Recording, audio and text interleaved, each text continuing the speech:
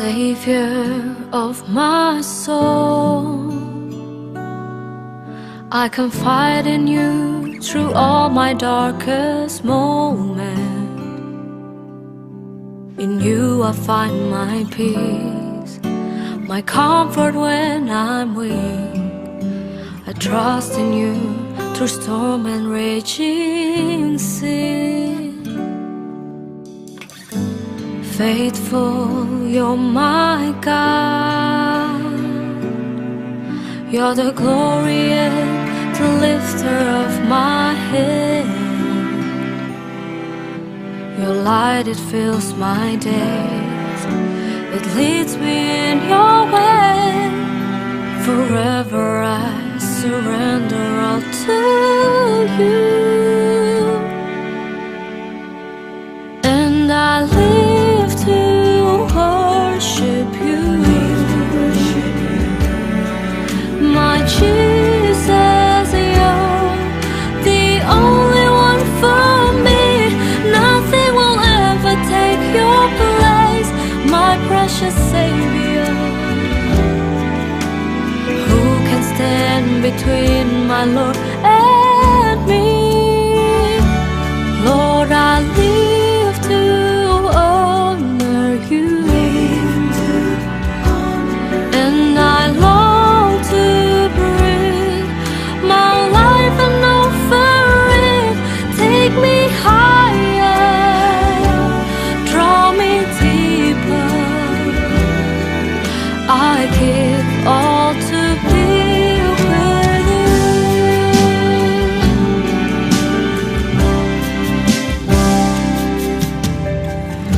Savior of my soul, I confide in you through all my darkest moments.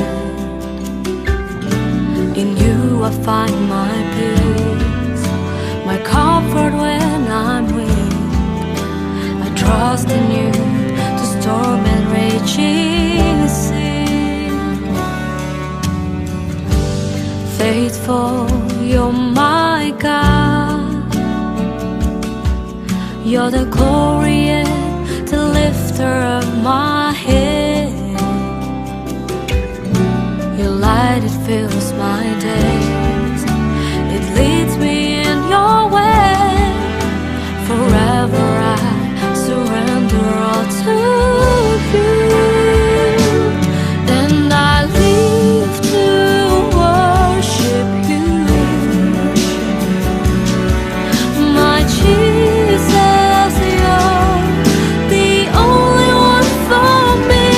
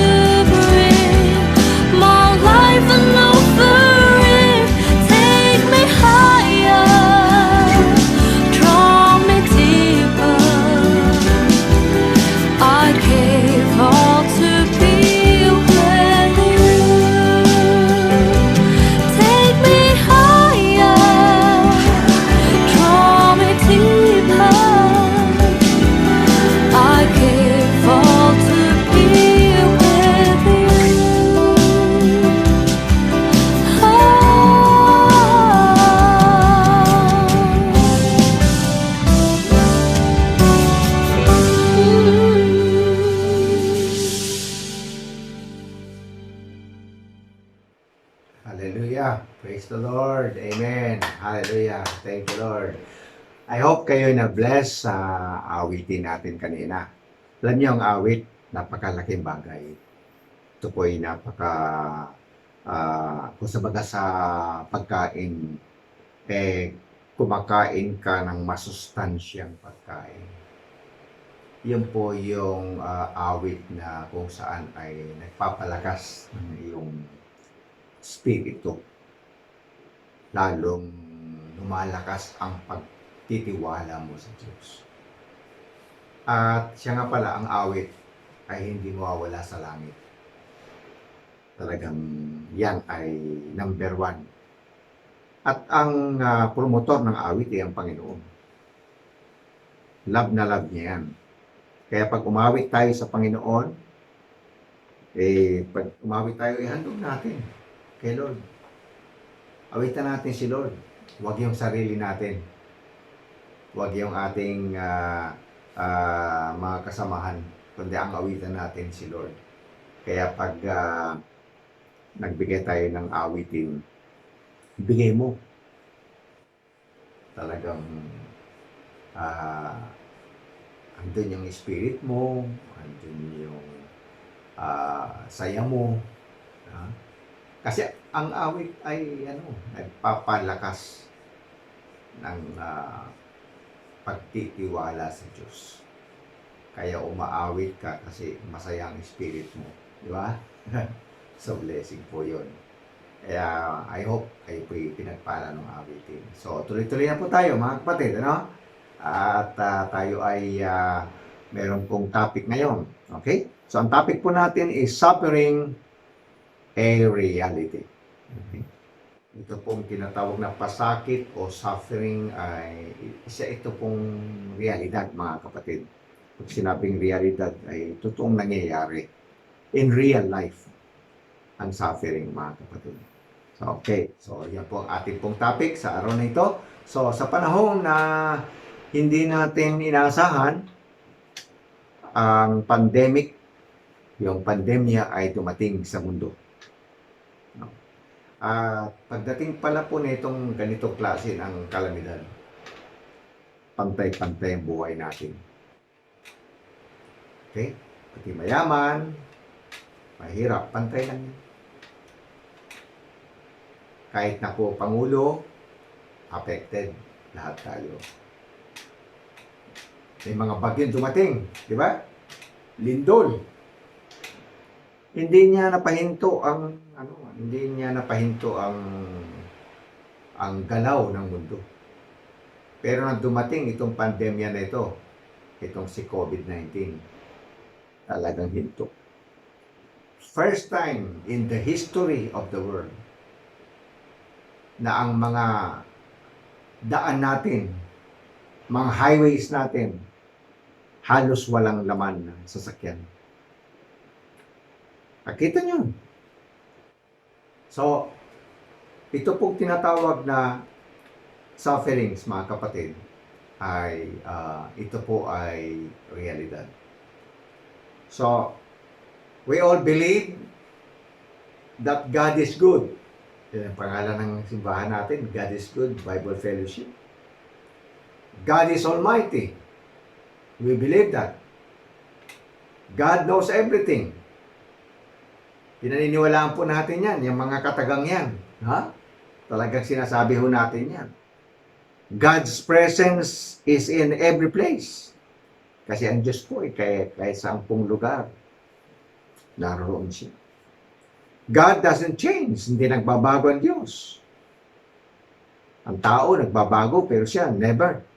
Palagi natin sinasambit yan, kapatid. But, the questions frequently asked, meron po kasing tanong, no?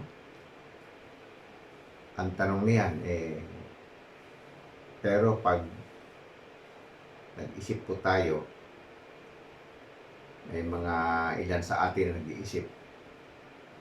May ibang pumapasok sa isip nating lahat. Kahit Kristiyano na tayo. Yung mga wala pa sa Panginoon, ay lalo na. binabanggit natin lahat yung mga, ang tawag po doon ay natural attributes. Yung omniscient, all-knowing, omnipotent, all-powerful, omnibenevolent, ibig sabihin po nun ay talagang ang Diyos ay mapagbigay, no? Mapagmahal, ika nga. Yung kanya namang moral attributes ay siya ay Diyos ng pag-ibig, etc. Marami ho yun. So, mga attributes po yung mga nabanggit natin kanina, mga kapatid. No? At ang tanong na,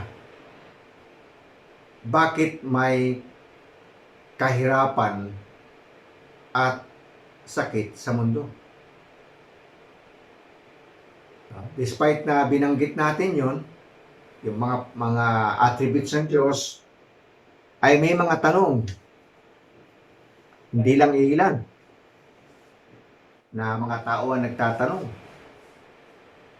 At ito ay tanong nila, bakit daw may kahirapan at sakit sa mundo? Katulad po ng pandemya na ito. Mga kapatid, talagang hindi biro itong nangyaring ito. Pangalawang extension na yung nangyari. Una, April 30. Ginawang May 15. Hindi natin pwedeng baliwalain. Hindi tayo pwedeng magwala. At sinabi ng ating Pangulo, yun ang mangyayari.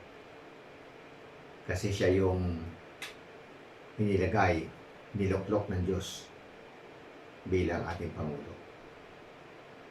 So, ang mga tanong na yan, bakit may kahirapan, may sakit sa mundo? No? Itong isang British writer na si C.S. Lewis, ipinanganak po siya noong 18th century, ay sumulat po siya. No? Meron po siyang aklat na A Grief Observed. Ano ito? Magaling ito. Ito po'y Kristiyano. Napakagaling po nito si C.S. Lewis.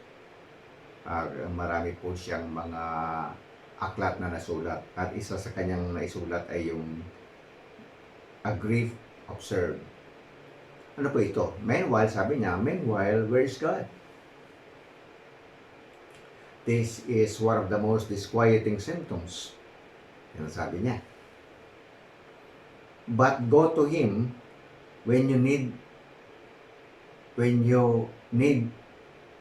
need is desperate. Lalapit ka po daw sa Diyos. Ang pangangailangan mo talaga namang grabe, desperado ka na. When all other help is in vain. Wala na wala ka nang mahingi ng tulong. So, simple, kay Lord ka na. And what do you find? A door slammed in your face. Yan ang sabi niya ni C.S. Lewis. Ito po ay noong 1961 po yung Bantam Books. Yan ay page number 4. So, nakakalungkot ang kanyang karanasan, di ba? Ang kanya pong asawa ay namatay. At nung namatay po ang kanyang asawa, humingi siya ng tulong. At sa madaling salita, wala siyang parang walang tulong na dumating sa kanya. So, isa siyang mananampalataya at mayroong tamang relasyon sa Diyos. Hirap, kapatid, no? Katulad mo rin ba si C.S. Lewis na nagtanong, Lord, totoo ka ba? Lord, buhay ka ba? Bakit ganyan? Lord, nakikinig ka ba talaga sa panalangin namin? Kasi ang dami naming mga panalangin. Parang wala akong matandaan na sinagot mo. Ikaw ba katulad din ni C.S. Lewis? Malungkot, no? Malungkot. Pero ito po ang kanyang na-realize. Fortunately, Lewis, in the end, realized that God is not only exists, but that He is indeed all-loving despite our sufferings. Kumambyo siya si C.S. Lewis. Malungkot yung kanya sinabi, pero bandang dulo sinabi niya, na-realize ko na ang ating Panginoon ay hindi lamang nag-i-exist. Hindi lamang mapapatunayan mong nandyan. No? Siya po ay tinatawag na He is always loving, no? Mapagmahal. At despite na tayo po ay nasa matinding kalagayan. Pero akong kaibigan, hindi ko na po babanggitin yung kanyang pangalan. Hindi po siya pastor, siya po ay ordinaryong tao rin, katulad ng ibang mga nariyan sa ating komunidad. Pag mayroon siyang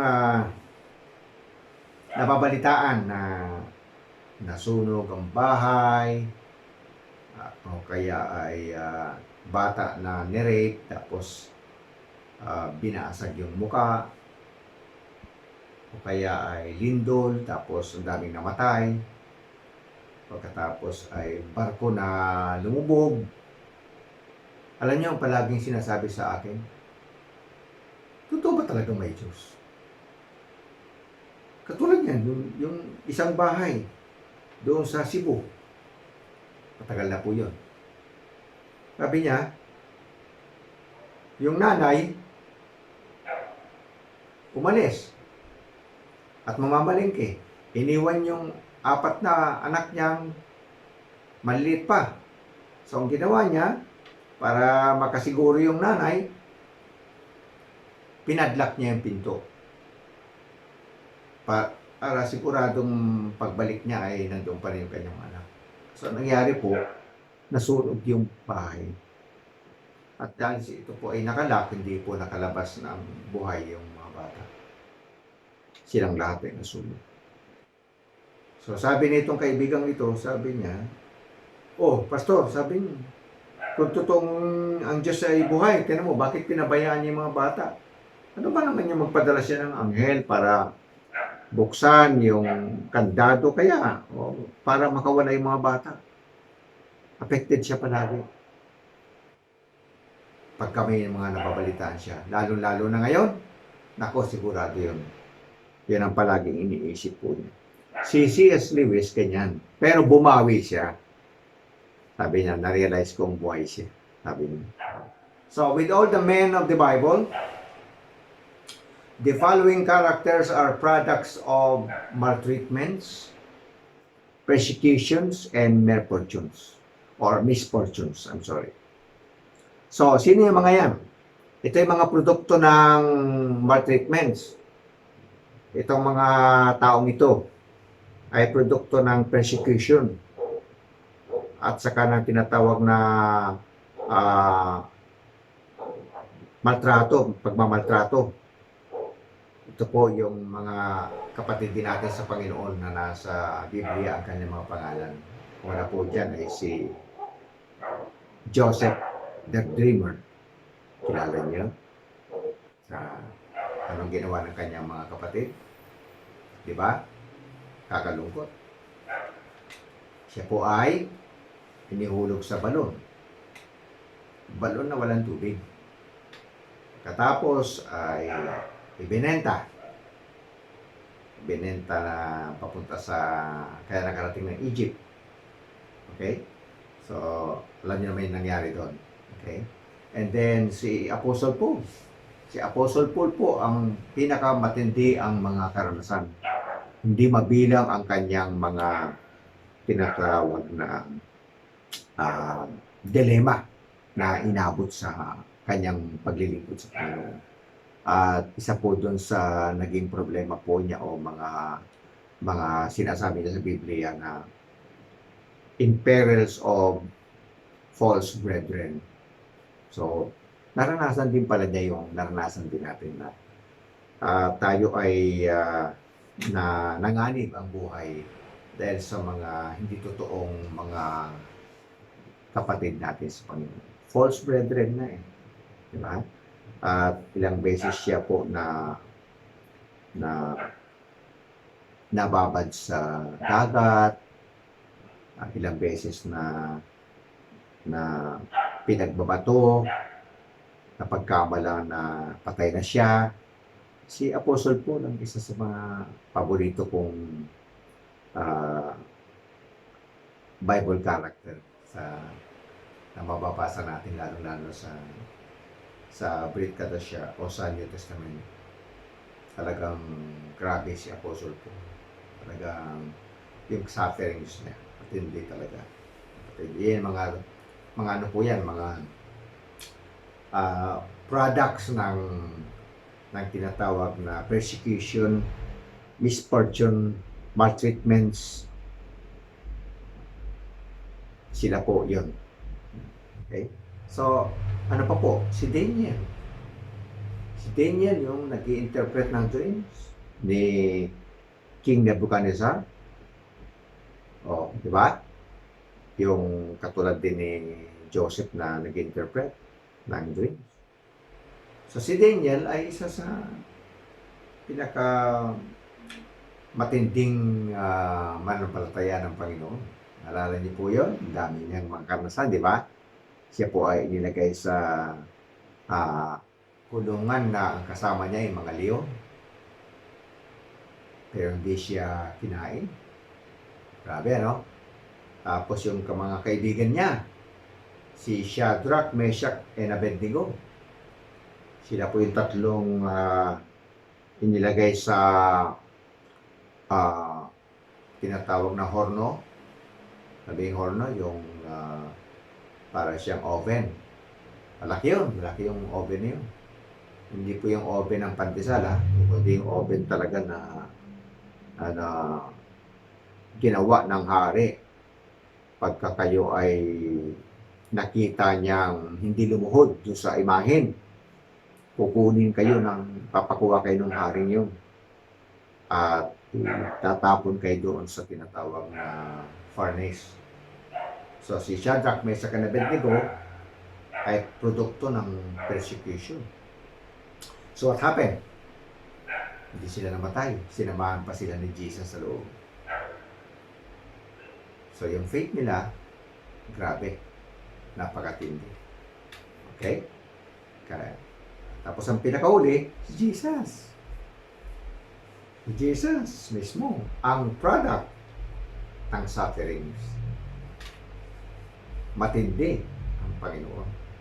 Pinakamatindi. Kasi ang kamatayan niya ang nagdala sa atin sa tinatawag na pag-asa ng buhay na walang hanggan.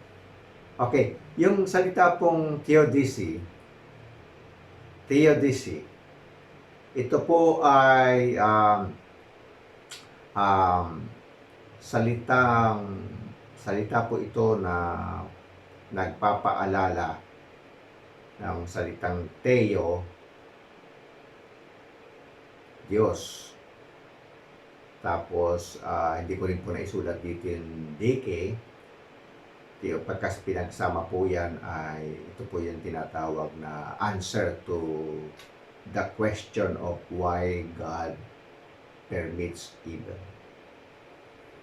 Bakit hinahayaan ni God itong mga evil na nangyayari? Right? So, ibig sabihin nun, ito'y katuruan na ang Diyos na makapangyarihan at mapagbigay na Diyos ay hahayaan niya ang kasamaan na gumalaw. Oh, di ba? Alam ko nagtanong ka rin ng ganyan once sa buhay mo. Kung ang Diyos ay makapangyarihan, andyan siya, bakit ka ba pinababayaan ito? Bakit nagkaganito ito? Kung maaari, pwedeng pakialaman tayo ng Diyos dito sa COVID-19. Bakit? Kasi powerful siya. Ba? May mga tanong tayo, mga kapatid. Naalala ko yung kanta na Trust His Heart and ni Bobby Mason. Alam ko sabi niya sabi rito God is too wise to be mistaken. God is too good to be unkind. So when you don't understand, when you don't see His plan, when you can't trace His hand, trust His heart. So ito po yung awit na naalala ko way back 2002 pa yata ito, 2001. Awitin ko para sa inyo kung kakayanin kong maalala yung kanyang tono. Okay? Ito po yung awit. God is too wise to be mistaken. God is too good to be unkind. So when you don't understand, when you don't see His plan, when you can't trace His hand, trust His heart. Ito po yung tinatawag na para siyang paradox. Ang Diyos ay totoong napakatalino. Ang Diyos ay totoong makapangyarihan. So, sometimes may mga bagay na hindi natin kayang maarok ng ating isip. Katulad na nga po nung mga nangyayari na ho natin sa atin ngayon dito sa ating bansa at sa buong mundo. So actually, we all have the knowledge of this pandemic. Nandun pa lamang po yan sa tinatawag na China. Nasa China pa yan, sa Wuhan. May alam na natin yung nangyari No? We all have the knowledge. We know it. Alam natin po yan na mayroong pandemic na. Oo, hindi pa pandemic ito. Ito po ay tinatawag na kumalat na sakit. At alam natin, napapanood natin, naririnig natin sa radyo, nababasa natin sa periodiko. Alam natin yan, but we didn't pay attention. Nino, tayo? Part din tayo. Kung hindi masyadong binigyan ng pansin ng DOH. So that's it. Ito yung nangyari. Kaya yung nakikita ninyo ngayon sa screen na yan, pandemic. So galing yan sa China and then naipasa sa iba't ibang lugar o iba't ibang bansa. Meron din naman pong lugar na hindi po tinamaan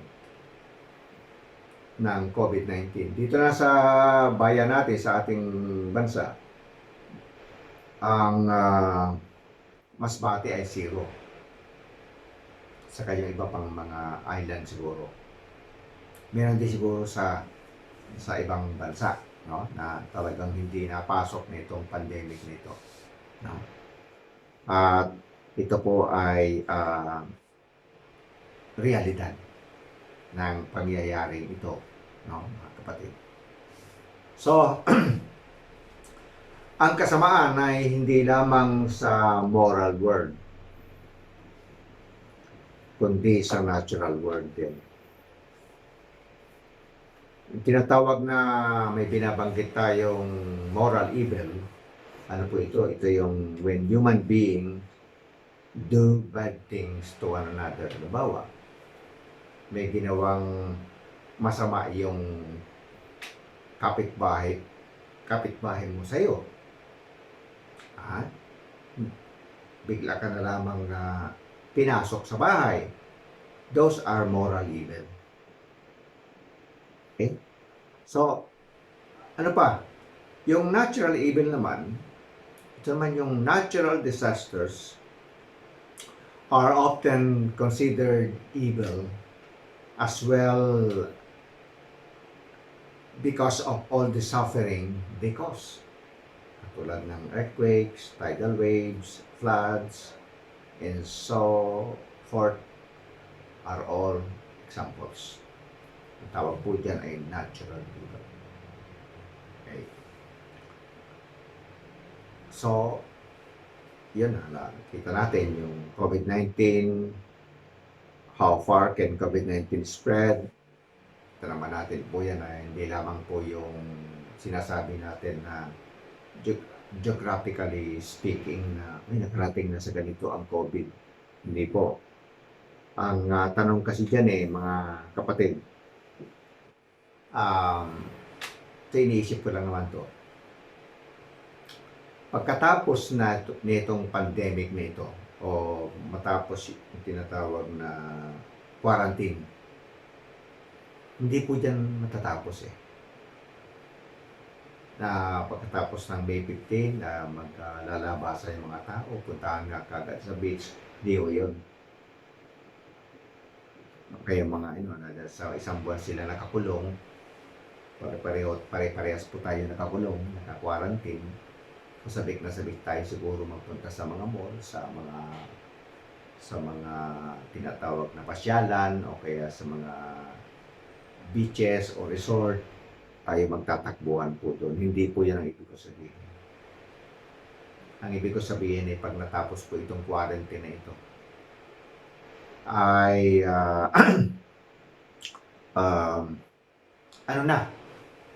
ano na yung dating sa'yo na during the quarantine, ano yung tinuro sa'yo ng Panginoon?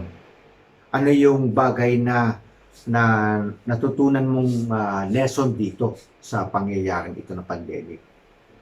Ikaw ba ay lalong naging malapit sa Panginoon? Ikaw ba ay nagbasa ng Biblia? Sa totoo lang, kung nagbasa tayo ng Bible ng first day hanggang sa panahong ito, hanggang sa araw na ito, naku, ilang mga aklat na ng Bible na nabasa natin. Iba nga tapos na sigurong basahin ng Biblia. Isang buwan. 3 hanggang 5 chapters a day. Tapos na. So, ano yung dating sa'yo? Meron ka bang natutunan dito sa pandemic na ito? O lalo kang naging materialistic? O lalo kang naging makasarili? Abay, mga kapatid po tayo dyan na nababalitaan natin na sila po ay lumalabas, sila po ay pumupunta sa iba't ibang mga lugar at nag-aabot ng kanilang mga tulong. Ako po, ito po ay nakakatuwa na gagalat po ang ating Panginoon na we share what we have. Tayo nga po mga pastor, kayo po mga lingkod ng Diyos dyan na nanonood din, pare-parehas po tayong affected nitong quarantine na ito. At alam niyo naman po yan, kung wala po tayong gawain, walang offering. At pag walang offering, wala pong biyaya. Pero bakit buhay pa po tayo? Ang Diyos ay gumagamit ng tao. Kaya mga kapatid, alalahanin po ninyo ang inyong mga pastor, ang mga lingkod ng Diyos. So, lahat ng tao sa mundo ay nagtatanong, bakit may karamdaman? Bakit may paghihirap? Bakit may digmaan? At marami pang iba. Na ang dulo din ng pagtatanong ay babalik din sa Diyos. Diba? Babalik din kay God ang tanong. Bakit po kaya? Bakit may tigmaan? Dahil ang mga tao ay naging ganit sa kapangyarihan. Ganyan. O kaya gusto nilang sila ang kikilalaning pinakamakapangyarihang bansa sa mundo. Kaya may digmaan. Lalong-lalo na doon sa Nigeria, yung pumapatay doon ng Kristiyano, si Boko Haram. Oh, aba talaga, grabe. Oh, kapatid, talagang realidad yan. Bakit may ano, may paghihirap? Mga paghihirap. Paghihirap, marahil ay tayo ay tamad. Maraming mga rason. Kaya ay may kadahilanan. Okay, maaaring sabihin ninyo na, Pastor, may sakit kaya hindi makapagtrabaho. At pag walang trabaho, walang pera. At pag walang pera, gutom. At pag gutom, hirap. May mga rason po tayo. Ano po? No? Pero ang dulo-dulo rin ng mga tanong natin, ibabalik din natin sa Lord. Maawa ka na po sa amin. Mabag ka po sa amin. So pupunta rin tayo sa Diyos. Diyos din ang ating lalapitan. Mga kapatid. Sabi ng marami, if God is good, the thinking goes, He would eliminate pain and suffering. Sasabihin natin, niisip ng ibang mga tao rin yan. Kung ang Diyos ay mabuti, eliminate na lang dapat niya itong mga sakit na ito, itong mga sufferings na ito. Mabuti naman ang Diyos eh. And the next one, and if He's powerful, kung makapangyarihan naman siya, He'll be able to eradicate it. So powerful naman si God, eradicate na lang niya. Dali lang yan eh. Sasabihin naman iba, but there is evil in the world. Merong masama kasi sa mundo. So either God is not loving, He is not all-powerful, or there is no God. Ayan ang mga nainisip ng mga tao ngayon. Sabi niya, may evil dito sa mundo. So, marahil siguro ang Diyos ay hindi naman mapagmahal. Hindi siya talaga makapangyarihan.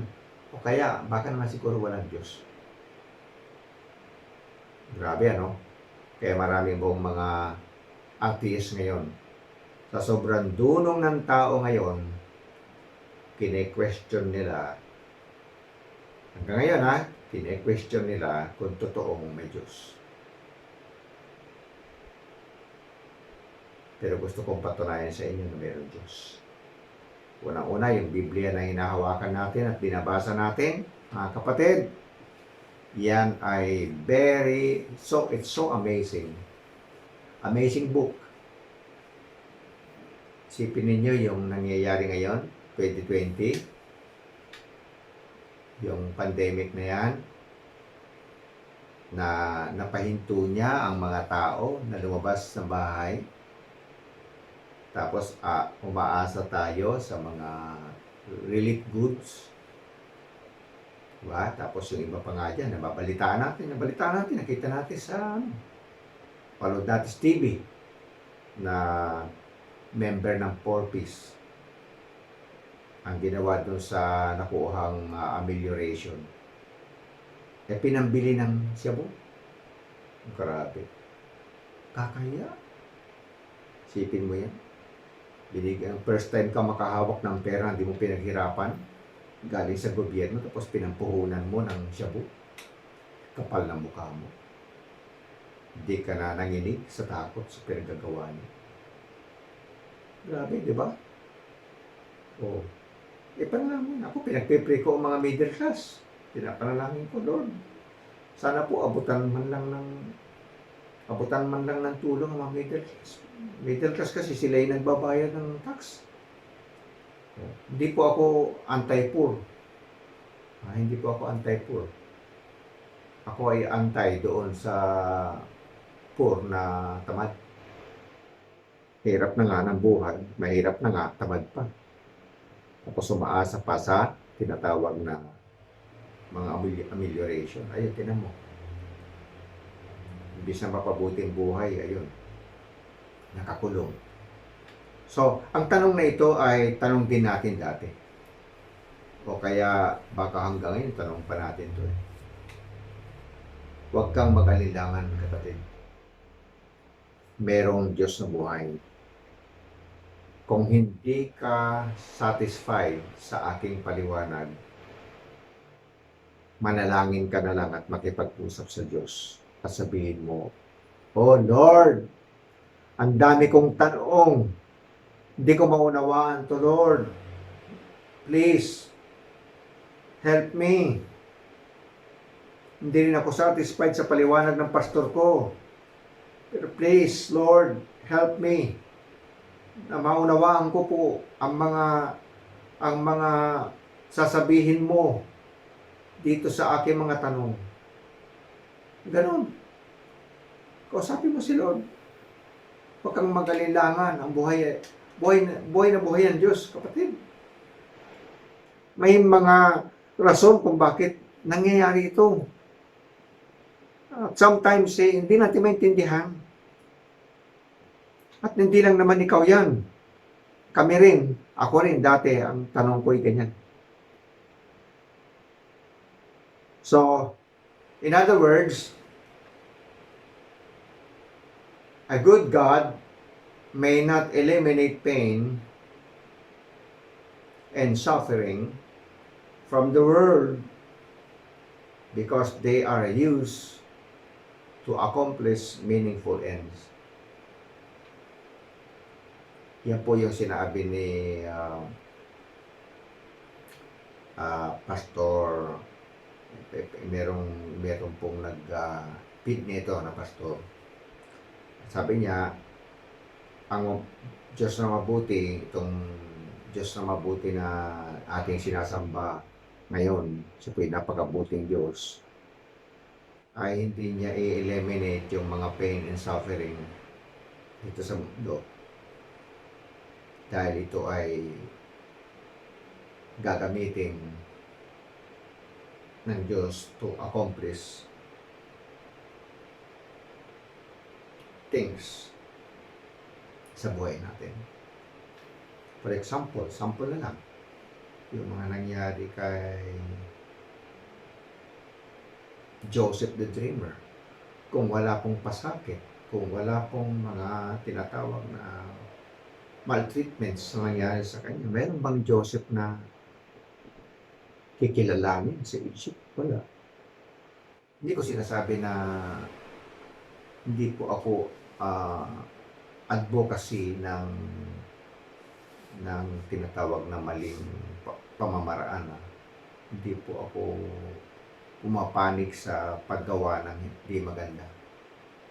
Kasi baka isipin ng mga nanonood ngayon na naniniwala pala si pastor na ang mga pinaggagawa pala ng mga kapatid ni Joseph the Dreamer ay tama. No? Ang ibig ko sabihin, may mga purpose si God sa mga pangyayari. At tinaman lang dito sa COVID-19, ito sa quarantine. Ano nangyari nung tayo mabuo? Nung mabuo ang buong family, ano nangyari? Natuto tayo mag-aral ng Bible. Natuto tayong magbasa ng Biblia together with the family. Diba? O, kaya yung mga kapatid natin na hindi nagbabasa talaga ng Bible, nagbabasa ng Bible. Yung hindi nagpe-pray na.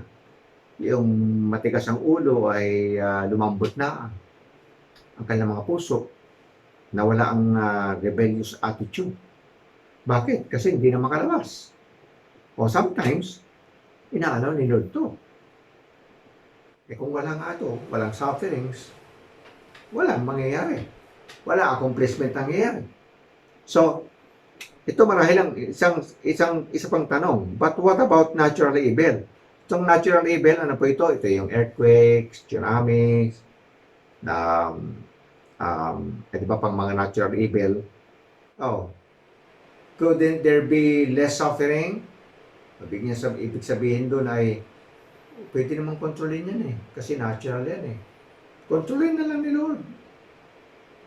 Natural evil, tsunamis, earthquakes, wars, pandemic, etc. Diba? Kapatid? Hindi ka ba?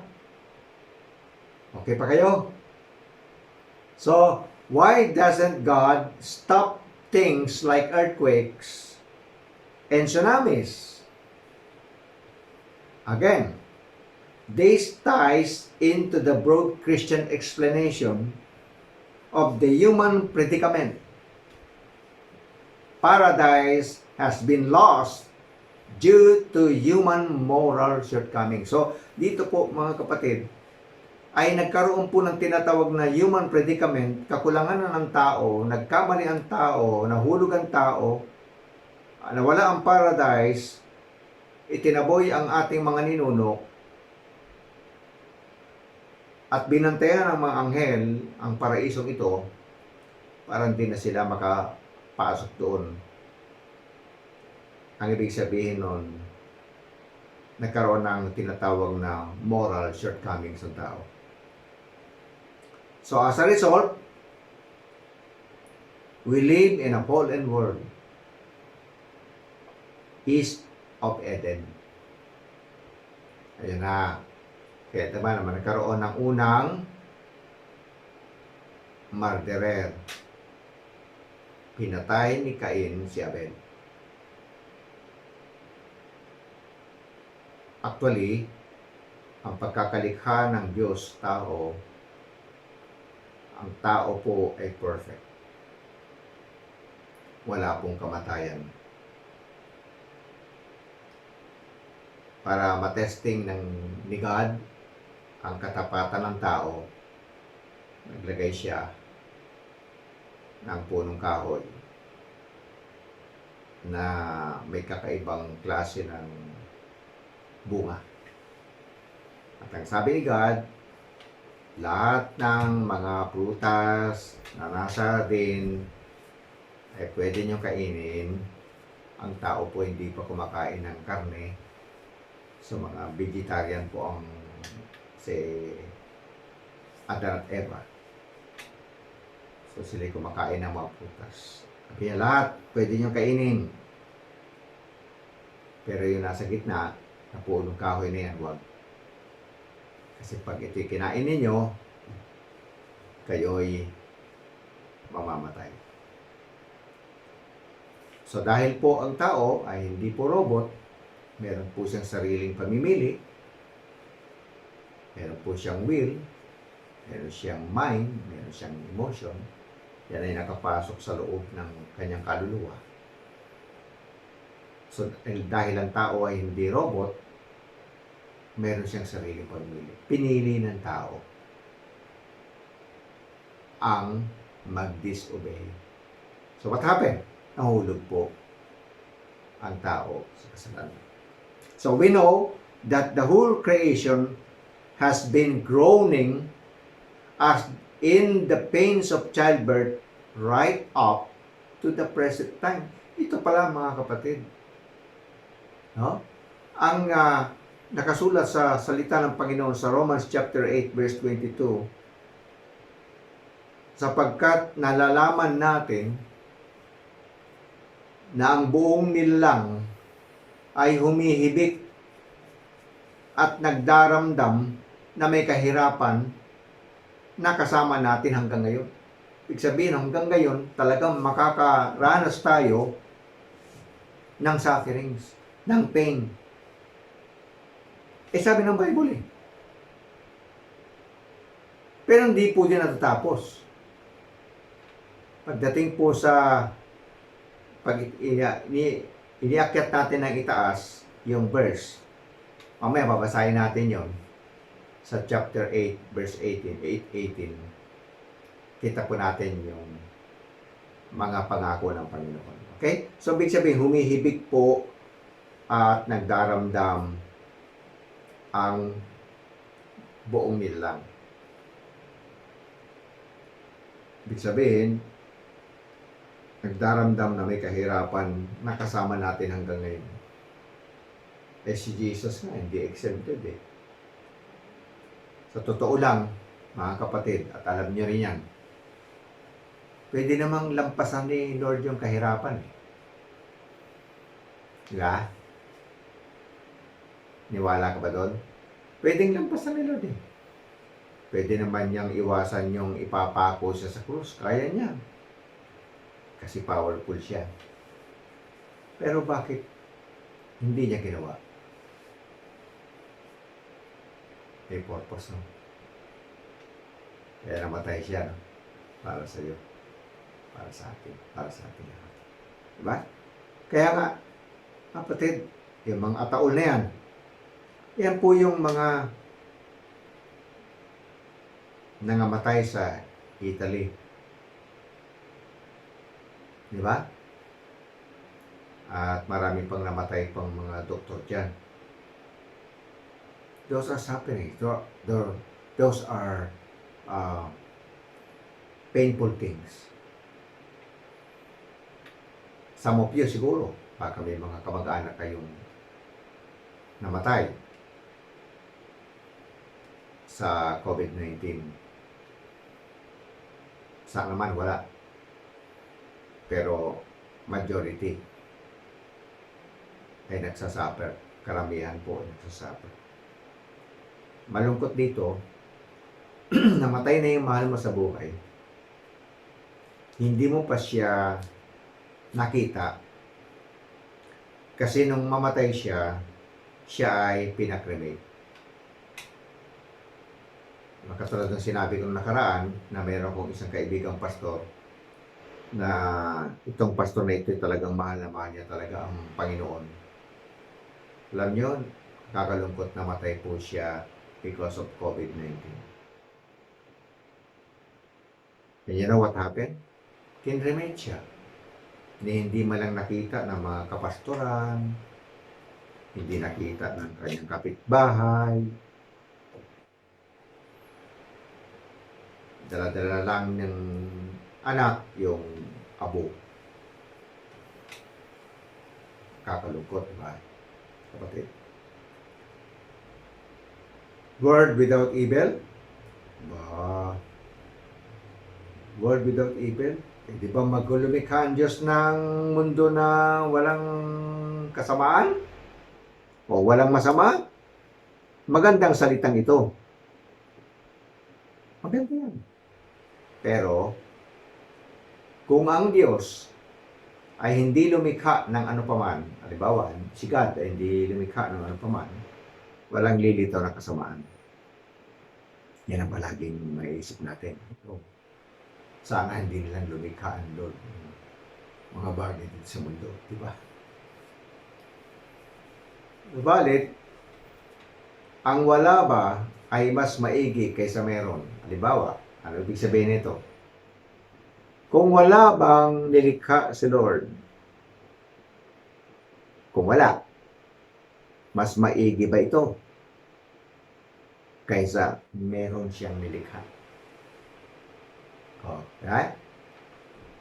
Kung hindi na lang lumikha si God, mas maigi pa na lang wala. Ano ang sagot mo? Ikaw sumagot niyan. Para siyang mundo na walang moralidad. Okay? May mundo, walang moralidad. Paano kaya kung si God ay lumikha ng mundo at ang mga tao ay hindi pwedeng mamili? Ibang klase, no? Parang robot nga lang. Naglalakad, nagsasalita, pero wala sa sariling katinuan. Bakit? Hindi ka pwedeng mamili. So, maraming mga paliwanag pa dito, kapatid. Pero hindi ko na po ito tinakel kasi ito po ay napakahabang usapin.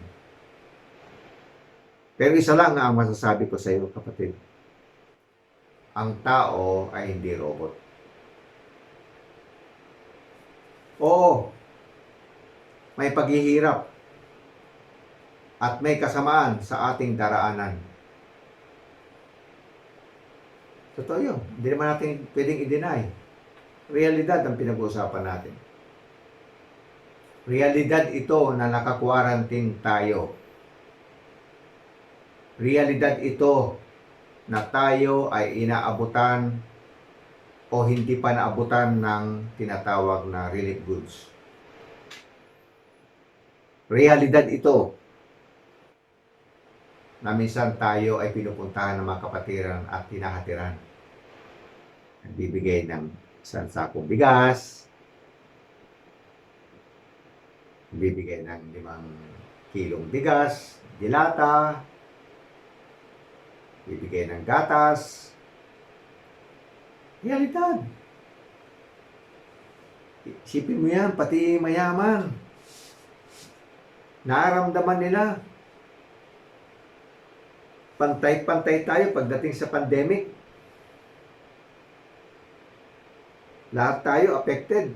Tingnan po ninyo mga frontliners sa atin. Tinitreat nila lahat mga pasyente. Wala silang kamalay-malay. Meron na pala silang COVID-19. Ang laki. Nakawalan. Sila ang mga bayani sa panahon natin. Meron ako nakita yung kanyang face mask sa sobrang tagal ang pagkakalagay sa kanyang mukha. Nakanda sugat-sugat ang kanyang mga mukha. Alam mo, kaibigan, alam mo, kapatid, mapalad ka, nasa bahay ka. Kaya kung ako sa iyo, manatili na lang sa bahay. Maraming dapat gawin sa bahay. Maraming dapat na kumpunihin sa bahay. At huwag umangal. Mapalad ka na nasa bahay ka lang kumpara sa mga health workers natin, mga frontliners natin. Kaya, salamat kasi may mga kapatid po tayong nagluluto para dalhin doon sa mga frontliners. Mabuhay po kayo. Grabe ang inyong mga ginagawa. Bahala na si Lord gumanti sa inyo ng pagpapala. So makisaya tayo sa pinagdaanan ni Apostol Pablo. Ito na yung sinasabi ko. Chapter 8, verse 18. Saganang akin, ang mga pagtitiis sa kasalukuyan ay hindi may hahambing sa ihahayag na kaluwalhatian sa atin. Sa langit yun. Okay ha? Ano sabi? Sagalang sa akin, sabi ni Pablo, ang pagtitiis sa kasalukuyan, yung mga sufferings natin, pain, ay hindi may hahambing sa ihahayag na kaluwalhatian sa atin. Ang ibig sabihin nun, yung sufferings mo ngayon, kumpara sa kaluwalhatian, sa glory na tatanggapin mo, tatanggapin natin sa langit, hindi yan sapat. Hindi yan pwedeng mag-match sa kaluwalhatian. Mas mataas pa rin yung sa glory ni Lord na iyong tatanggapin, kapatid. Sa English po, for I consider that the sufferings of this present time, tingnan niya, panahon pa ni Pablo yan, okay, are not worth comparing with the glory that will be revealed to us someday in heaven. Kaya, huwag kang malulungkot, kapatid.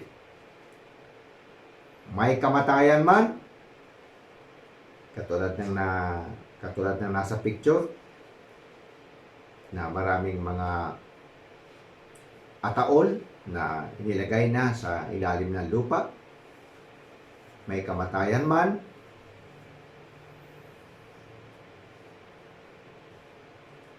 kasama pa rin natin si Lord. Can God relate to our pain? Ikaw na nanonood dito sa video na ito, nakaka-relate ba si God sa pain na meron ka? Sa mga pag-aalala mo? Nakaka-relate pa? Yes. Considering all the evil in the world, does God really care about us? Yes. Not only does He care, but He cares enough to have sent His Son, Jesus Christ, to suffer and die for us. Kapatid, yan ang katotohanan.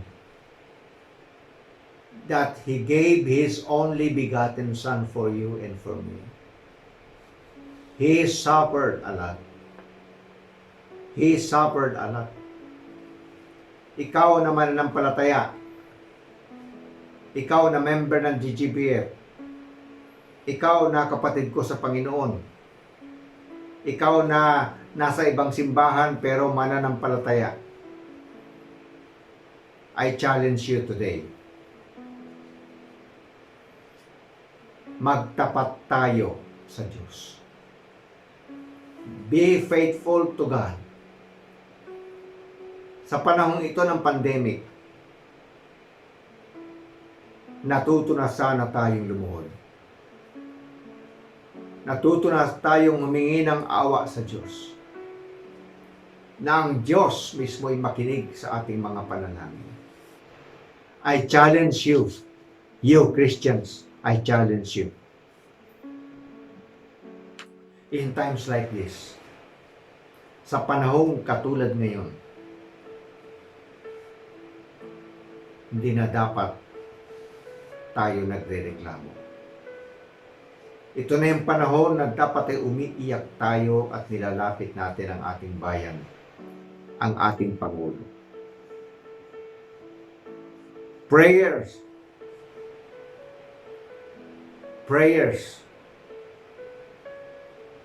is the best thing to do in times like this. Panalangin sa Pangulo, panalangin sa bayan, panalangin sa mga miyembrong may sakit, panalangin sa mga nanghihina, ang pananampalataya. Panahon ito na kung saan hinahamon na tayo ni Lord. Kung ikaw, nakakapakinig ka ng mensahe sa puso mo na kapatid, tandaan mo to. May purpose si God sa lahat ng sufferings. Yung pain na nasa puso mo, may purpose si God. Huwag mo nang sisihin ang sino man. Huwag mo na rin sisihin ang sarili mo. Sabihin mo na lang kay Lord, Lord, please, help me. Help me. I challenge you. Ikaw na kapatid ko. Matuto kang manalangin. Panalangin mo kami mga pastor. Panalangin mo kami mga pastor. Kasi maraming mga pastor affected na ngayon. Dahil sa ilang buwan na nawala church. So sila po ay salat sa kanilang mga pangailangan. Kami po mga pastor, kasi yung mga walang business po, yung mga talagang full-time sa ministry na walang business, hindi naman masama yung pastor na may business. Pero yung mga pastor po na walang business, umaasa lang talaga yan sa kung meron pong tithes and offerings. Doon lang yan umaasa. Baka yung iba nag-quit na. Kaya nawa, huwag nilang ituloy yung ganon. Kundi ay humingi sila ng tulong sa Diyos. At salamat po pala sa mga pastor na tumutulong sa kapwa pastor. Salamat po sa inyo. Kilala po kayo ni Lord. Kayo namang Kristiyano na maalwal sa buhay, may kayang tulong. Salamat po sa inyo. Ito po yung malaki pong pagpapala po ito, kapatid, na nakakailampas ang mga kapatid natin sa kanilang mga pang-araw-araw ng buhay dahil sa mga ibinibigay po yun, inaabot ninyo na mga tulong, kapatid. So, ang challenge ko po sa inyo, pag natapos ang quarantine, bumalik ka na sa church, magsama-sama tayo sa church. Magbibigay tayo ng papuri sa Diyos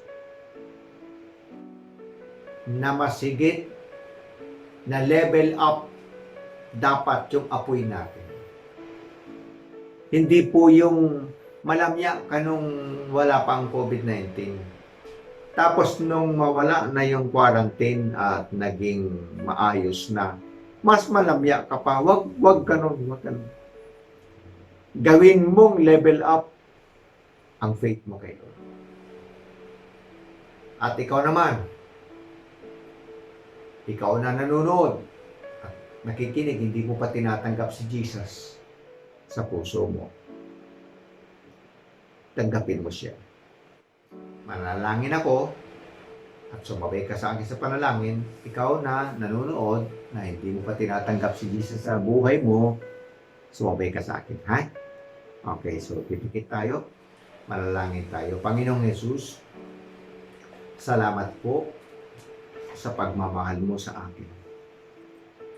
Nagsisisi na po ako, Panginoon, sa aking mga sala. Abba, Father, thank you po na ibinigay mo ang iyong bugtong na anak na si Jesus upang mamatay sa krus para sa aking katubusan. Panginoong Jesus, salamat sa pag-asa ng buhay na walang hanggan. Salamat sa pagpapatawad mo sa akin, sa aking mga kasalanan. Lord Jesus, pumasok ka na sa puso ko at magmula ngayon, ikaw na ang aking tagapagligtas at Panginoon ng aking buhay. Come into my heart, Lord, and save me and change me in Jesus' name. Amen. Kung ikaw, kapatid, ay sumabay sa panalangin, tanda mo to. Ikaw ay niligtas na ni Lord. Pero, dapat ay gumawa ka ng paraan, lumago ka. Maghanap ka ng Bible-believing church sa inyong lugar, nagtuturo ng salita ng Diyos, nagtuturo na si Jesus ay Diyos at tagapagligtas, at magpakatatag ka, i-disciple ka doon hanggang sa ikaw ay tumibay. And let us know kung naging pagpapala itong video na to. Mag-like ninyo at saka mag-comment kayo to sa Facebook page ng God is Good Bible Fellowship Center. Okay? At para malaman naman namin na ito ay naging pagpapala sa inyo. Okay? Sa lahat naman ng mga mananampalataya, ang panalangin ko po sa inyo. Mag-pray muna tayo para sa ating mga kapatid. Panginoong Hesus, salamat po sa mga mananampalataya, sa mga nagtiwala na kay Jesus. Kapatid, ang Panginoong Hesus ay malapit nang bumalik. Ang mga palatandaang ito ay umpisa pa lamang yan ng mga matitinding paghihirap. Rapture will come. Rapture will come. Maging handa ka. Pagdating ng rapture, ihanda mo sarili mo. At habang ikaw ay naghahanda ng sarili mo, mag-serve ka kay Lord. Find a church near your place. Find a church na magpapatibay sa pananampalataya mo. Kapatid, tandaan mo na sa panahong ito, kahit may pera ka, hindi mo magamit kasi hindi ka makalabas. Darating ang araw, pag ang Antichrist ay nandyan na. Of course, bago dumating Antichrist, rapture na. Paano kung maiwan ka? Paano kung ikaw ay magsasuffer kasi hindi mo pa tinanggap si Jesus? Hindi pala totoo na tinanggap mo siya. Tinanggap mo lang siya sa nguso, pero hindi sa puso. Kaya pagdating ng rapture, naiwan ka. Kapatid, repent! Repent of our sins and come back to God. Open your heart again. At sabihin mo kay Lord, Lord, please, receive me. Lord, I open my heart for you. Come and be my Savior. Hindi pa huli ang lahat, kapatid. Huwag mo hayaan na maiwanan ka.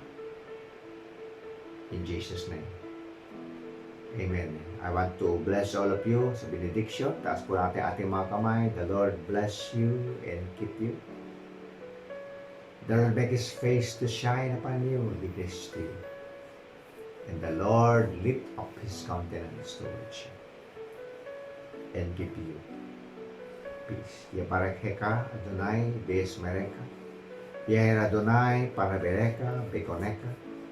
Yes Adonai Parabereka Yesebleka. Shalom. Shalom to all of you. In the name of Jesus, the Lord Yeshua the Messiah. Amen. Amen. Hallelujah. Thank you, Lord. Hallelujah. God bless you all. In Jesus' name. Amen.